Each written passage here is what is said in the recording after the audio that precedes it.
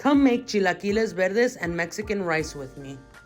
To start off, we're going to boil some jalapenos and serrano peppers first because they do take a little longer to boil than the tomatillos. While that's boiling, we're gonna go ahead and cut up our tortillas into little triangles like this. You'll need about 20 tortillas to make this dish.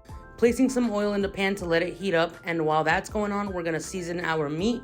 In this case, we're using sazon and adobo with some lime juice. That citrusy flavor is gonna definitely give it a nice kick. The more seasoning, the better. Add in your tomatillos, let it boil, and then go back to the meat. Shake it up, let it season, let it sit in all those juices, let it get up all up in those crevices, you know what I'm saying? Add in your tortillas, but remember, don't put this many in there because it'll take longer to fry. But once they're golden brown, you're gonna set them aside to dry. And using the same oil, we're just gonna go ahead and fry a piece of garlic and a piece of onion. This is gonna give the flavor to the salsa. We got our tomatillos, we added a whole bunch of cilantro, some raw garlic, some raw onion, and obviously those fried pieces. Adding in a little bit of water, some salt. Now go ahead and let that blend for about 5 minutes or so. And in that same pot you fried the chips in, you're gonna go ahead and fry some cilantro for the flavor.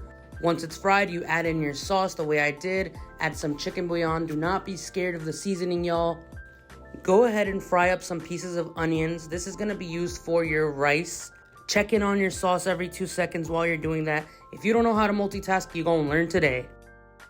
Now that it's frying a little bit, we're gonna add in some rice, and we're gonna let the rice fry just a tiny bit to notice the brown coloring coming into it. Now that it's ready for us to add in a mixture of our plum tomatoes, our raw garlic, raw onions, some chicken bouillon, we're gonna let it sit. And our sauce is ready, so you can go ahead and dump in those tortilla chips.